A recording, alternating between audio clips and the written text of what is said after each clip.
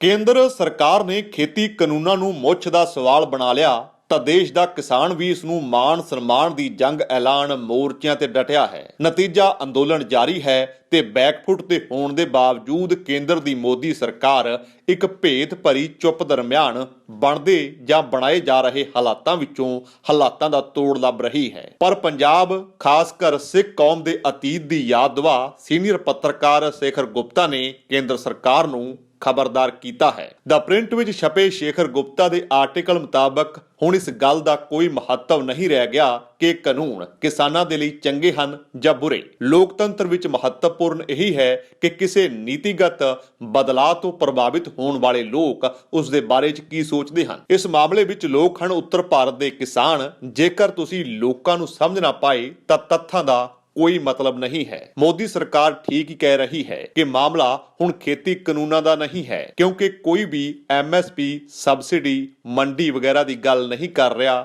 ਤਾਂ ਫਿਰ ਮਾਮਲਾ ਹੈ ਕੀ? ਇਸ ਦਾ ਛੋਟਾ ਜਿਹਾ ਜਵਾਬ ਹੈ, ਮਾਮਲਾ ਪੋਲਿਟਿਕਸ ਦਾ ਹੈ। ਅਤੇ ਕਿਉਂ ਨਾ ਹੋਵੇ, ਰਾਜਨੀਤੀ ਦੇ ਬਿਨਾਂ ਲੋਕਤੰਤਰ ਦਾ ਕੀ ਮਤਲਬ ਹੈ? ਜਦੋਂ UPA ਸੱਤਾ ਵਿੱਚ ਸੀ, ਭਾਜਪਾ ਉਸ ਦੇ ਸਾਰੇ ਚੰਗੇ ਵਿਚਾਰਾਂ ਦਾ ਵਿਰੋਧ ਕਰਦੀ ਸੀ, ਚਾਹੇ ਉਹ ਭਾਰਤ ਅਮਰੀਕਾ ਪਰਮਾਣੂ ਸੰਧੀ ਹੋਵੇ ਜਾਂ ਬੀਮਾ ਤੇ ਪੈਨਸ਼ਨ ਦੇ ਖੇਤਰ ਵਿੱਚ FDI ਦਾ ਮਾਮਲਾ। ਅੱਜ ਉਹੀ ਭਾਜਪਾ ਉਹਨਾਂ ਨੀਤੀਆਂ ਨੂੰ 6 ਗੁਣਾ ਵੱਧ ਗਤੀ ਨਾਲ ਲਾਗੂ ਕਰ ਰਹੀ ਹੈ। ਜਿੱਥੋਂ ਤੱਕ ਖੇਤੀ ਕਾਨੂੰਨਾਂ ਦੀ ਗੱਲ ਹੈ, ਮੋਦੀ ਸਰਕਾਰ ਇਹ ਜੰਗ ਹਾਰ ਚੁੱਕੀ ਹੈ। ਤੁਸੀਂ ਇਸ ਨਾਲ ਅਸਹਿਮਤ ਹੋ ਸਕਦੇ ਹੋ, ਪਰ ਇਹ ਮੇਰਾ ਮਤ ਹੈ ਅਤੇ ਮੈਂ ਆਪਣੇ ਤਰਕ ਰੱਖਾਂਗਾ। ਅੰਤ 'ਚ ਮੋਦੀ ਸਰਕਾਰ ਦੇ ਲਈ 2 ਵਿਕਲਪ ਹਨ। ਉਹ ਇਸ ਨੂੰ ਹੋਰ ਘਸੀਟਣ ਦੇ ਸਕਦੀ ਹੈ ਅਤੇ ਇੱਕ ਵੱਡੇ ਰਾਜਨੀਤਿਕ ਜੰਗ ਵਿੱਚ ਬਦਲ ਸਕਦੀ ਹੈ, ਜਾਂ ਉਹ ਜ਼ਿਆਦਾ ਨੁਕਸਾਨ ਤੋਂ ਬਚਣ ਦੇ ਲਈ, ਜਿਵੇਂ ਕਿ ਅਮਰੀਕੀ ਲੋਕ ਕਹਿੰਦੇ ਹਨ, ਪਟੜੀ ਛੱਡ ਸਕਦੀ ਹੈ। ਮੋਦੀ ਸਰਕਾਰ ਖੇਤੀ ਕਾਨੂੰਨਾਂ ਤੇ ਜੰਗ ਹਾਰ ਚੁੱਕੀ ਹੈ। ਇਹ ਕਹਿਣ ਦਾ ਪਹਿਲਾ ਸਬੂਤ ਹੈ ਕਿ ਉਸਨੇ ਇਹਨਾਂ ਕਾਨੂੰਨਾਂ ਨੂੰ 18 ਮਹੀਨਿਆਂ ਦੇ ਲਈ ਸਸਪੈਂਡ ਰੱਖਣ ਦੀ ਇੱਕ ਤਰਫਾ ਪੇਸ਼ਕਸ਼ ਕੀਤੀ ਹੈ। ਅੱਜ ਤੋਂ 18 ਮਹੀਨੇ ਗਿਣ ਲਵੋ ਤਾਂ 2024 ਦੀਆਂ ਆਮ ਚੋਣਾਂ ਦੇ ਲਈ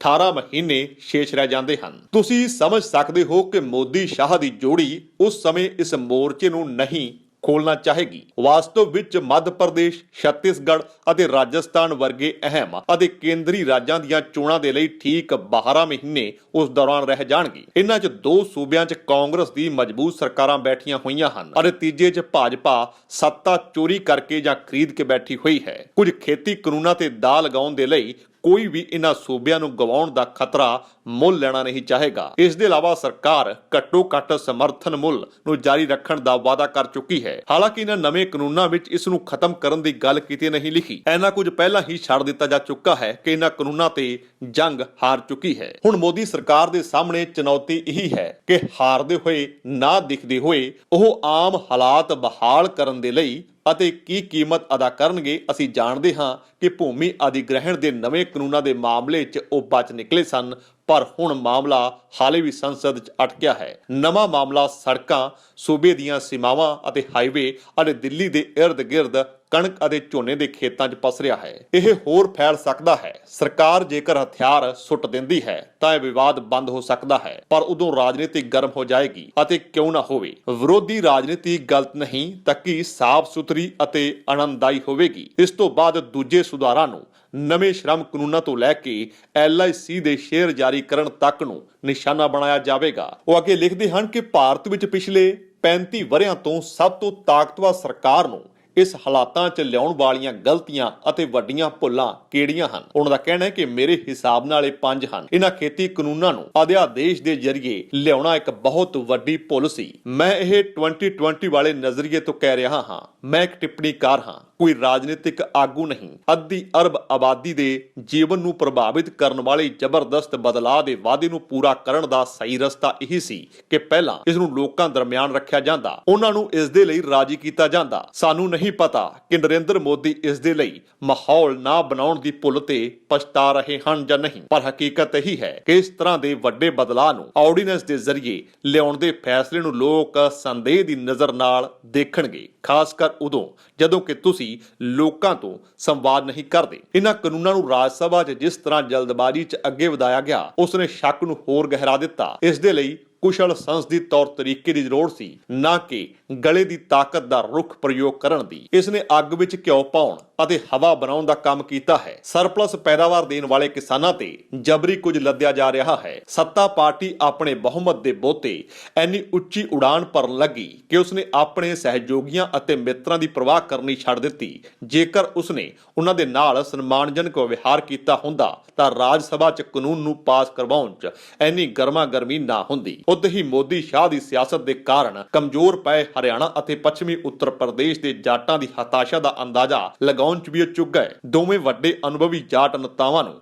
ਮੋਦੀ ਦੇ ਮੰਤਰੀ ਮੰਡਲ ਵਿੱਚ ਪ੍ਰਭਾਵਸ਼ਾਲੀ ਥਾਂ ਨਹੀਂ ਹੈ। ਰਾਜ ਮੰਤਰੀ ਦਾ ਦਰਜਾ ਹੀ ਹਾਸਲ ਹੈ। ਇੱਕ ਹੈ ਰਾਜਸਥਾਨ ਦੇ ਸੁਦੂਰ ਬਾੜਮੇਰ ਤੋਂ ਤੇ ਦੂਜੇ ਹਨ ਸੰਜੀਵ ਬਾਲਿਆਨ ਜੋ ਜ਼ਿਆਦਾ ਨਜ਼ਰ ਆਉਂਦੇ ਨੇ ਮੁਜ਼ੱਫਰਨਗਰ ਤੋਂ, ਜਿੱਥੇ ਟਕੈਤ ਦੇ ਸਮਰਥਨ ਵਿੱਚ ਮਹਾਪੰਚਾਇਤ ਹੋਈ। ਹਰਿਆਣਾ ਵਿੱਚ ਭਾਜਪਾ ਦੇ ਕੋਲ ਗਿਣਤੀ ਦੇ ਲਾਇਕ ਕੋਈ ਜਾਟ ਆਗੂ ਨਹੀਂ ਹੈ, ਬਲਕਿ ਉੱਥੇ ਤਾਂ ਜਾਟਾਂ ਦੀ ਤਾਕਤ ਨੂੰ ਕਮਜ਼ੋਰ ਕਰਨਾ ਆਪਣੀ ਵੱਡੀ ਉਪਲਬਧੀ ਮੰਨਦੇ ਹਨ। ਉਹਨਾਂ ਨੇ ਰਾਖਵੇਂ ਕਰਨ ਦੇ ਲਈ ਜਾਟਾਂ ਦੇ ਹਿੰਸਕ ਅੰਦੋਲਨ ਤੋਂ ਵੀ ਸਬਕ ਨਹੀਂ ਲਿਆ। ਉਸ ਅੰਦੋਲਨ ਦੀ ਵਜ੍ਹਾ ਵੀ ਰਾਜਨੀਤੀ 'ਚ ਹਾਸ਼ੀਏ ਤੇ ਆਉਣ ਵਾਲਿਆਂ ਦੀ ਉਪਜੀ ਹਤਾਸ਼ਾ ਸੀ। ਅੱਜ ਵੀ ਵਜ੍ਹਾ ਉਹੀ ਹੈ। ਜਰਾ ਪੁੱਛੋ ਭਾਜਪਾ ਦੇ ਜਾਟ ਸਹਿਯੋਗੀ ਦੁਸ਼ਯੰਤ ਚੌਟਾਲਾ ਜਾਂ ਯੂਪੀ ਦਾ ਕੋਈ ਜਾਟ ਆਗੂ, ਖਾਸ ਕਰ ਬਾਲਿਆਨ ਲੋਕਾਂ ਦੇ ਦਰਮਿਆਨ ਜਾ ਕੇ ਇਹਨਾਂ ਕਾਨੂੰਨਾਂ ਦੀ ਮਾਰਕੀਟਿੰਗ ਕਿਉਂ ਨਹੀਂ ਕਰ ਰਹੇ? ਉਹਨਾਂ ਦੀ ਹਿੰਮਤ ਨਹੀਂ ਹੈ। ਭਾਜਪਾ ਦੇ ਬੁਲਾਰਿਆਂ ਵਿੱਚ ਬਹੁਤ ਜਲਦੀ ਬਹੁਤ ਕੁਝ ਇੱਕ ਤਰਫਾ ਮੰਨ ਲਿਆ।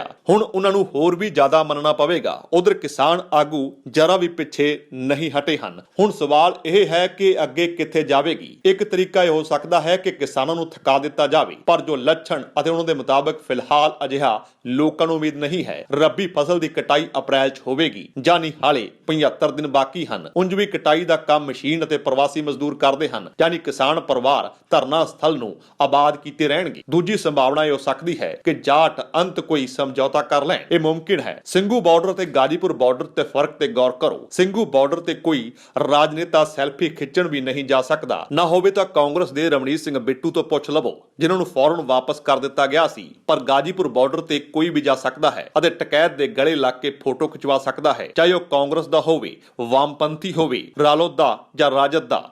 ਕੋਈ ਵੀ ਉੱਥੇ ਜਾ ਸਕਦਾ ਹੈ। ਸੁਖਬੀਰ ਸਿੰਘ ਬਾਦਲ ਵੀ ਆਪਣੇ ਪੰਜਾਬੀ ਭਰਾਵਾਂ ਨੂੰ ਮਿਲਣ ਉੱਥੇ ਜਾ ਚੁੱਕੇ ਹਨ। ਹਾਲਾਂਕਿ ਸਿੰਘੂ ਬਾਰਡਰ ਉਹ ਨਹੀਂ ਜਾ ਸਕੇ। ਜਿੱਥੇ ਰਾਜਨੀਤੀ ਹੈ, ਨੇਤਾ ਉੱਥੇ ਮੌਜੂਦ ਹਨ ਅਤੇ ਟਕਰਾਅ ਸੁਲਝਾਇਆ ਜਾ ਸਕਦਾ ਹੈ। ਪਰ ਇਹ ਸੱਚੀ ਹੋ ਗਿਆ ਤਾਂ ਫਿਰ ਕੀ ਹੋਵੇਗਾ? ਜਦੋਂ ਭਾਰਤ ਅਤੇ ਮੋਦੀ ਸਰਕਾਰ ਦਰਮਿਆਨ ਸਭ ਤੋਂ ਖਤਰਨਾਕ ਸਥਿਤੀ ਬਣ ਜਾਵੇਗੀ। ਪੰਜਾਬ ਦੇ ਸਿੱਖਾਂ ਨੂੰ ਅਲੱਗ-ਥਲੱਗ ਕੀਤਾ ਜਾ ਸਕਦਾ ਹੈ। ਇਸ ਦੇ ਸੰਕੇਤ ਮਿਲ ਵੀ ਰਹੇ ਹਨ। ਬੈਰੀਕੇਡਾਂ ਨੂੰ ਮਜ਼ਬੂਤ ਕਰਨ ਦੀ ਘਟੀਆ ਕੋਸ਼ਿਸ਼ਾਂ ਦੀਆਂ ਤਸਵੀਰਾਂ ਆ ਰਹੀਆਂ ਹਨ। ਕੁਝ ਵੱਡੇ ਲੋਕ ਖੇਤੀ ਕਾਨੂੰਨਾਂ ਨੂੰ ਰਾਸ਼ਟਰੀ ਏਕਤਾ ਦੇ ਸਵਾਲ ਨਾਲ ਜੋੜ ਕੇ ਜਿਸ ਤਰ੍ਹਾਂ ਟਵੀਟ ਕਰ ਰਹੇ ਹਨ ਅਤੇ ਉਹਨਾਂ ਤੇ ਸਰਕਾਰ ਦੀ ਜੋ ਅਣਮੰਨੀ ਪ੍ਰਤੀਕਿਰਿਆ ਆ ਰਹੀ ਹੈ, ਇਹੀ ਸੰਕੇਤ ਦੇ ਰਹੇ ਹਨ। ਕਿਸਾਨ ਅੰਦੋਲਨ ਦੀਆਂ ਸੁਰਖੀਆਂ ਨੂੰ ਸਿੱਖ ਅਲਗਾਵਵਾਦ ਦੀਆਂ ਸੁਰਖੀਆਂ 'ਚ ਬਦਲਣ ਦੀ ਕੋਸ਼ਿਸ਼ ਮੋਦੀ ਸਰਕਾਰ ਦੀ ਗੰਭੀਰ ਭੁੱਲ ਸਾਬਤ ਹੋ ਸਕਦੀ ਹੈ। ਇਸ ਸੰਕਟ ਨੂੰ ਰਾਜਨੀਤਿਕ ਅਤੇ ਪ੍ਰਸ਼ਾਸਨਿਕ ਕੌਸ਼ਲ ਨਾਲ ਨਜਿੱਠਣ ਦੀ ਲੋੜ ਹੈ। ਭਾਜਪਾ 'ਚ ਦੋਨੋਂ ਕੌਸ਼ਲ ਨਹੀਂ ਹਨ। ਉਹਨਾਂ 'ਚ ਤਾਂ ਚੁਣਾਵ ਜਿੱਤਣ ਦੀ ਅਜਿਹੀ ਮਸ਼ੀਨ ਦੇ ਬੂਤੇ ਮਜ਼ਬੂਤ ਪਕੜ ਬਣਾਉਣ ਵਾਲੇ ਰਾਜਨੀਤਿਕ ਅਤੇ ਪ੍ਰਸ਼ਾਸਨਿਕ ਕੌਸ਼ਲ ਹੈ। ਭਾਰਤੀ ਰਾਜਨੀਤੀ ਦੀ ਹਕੀਕਤ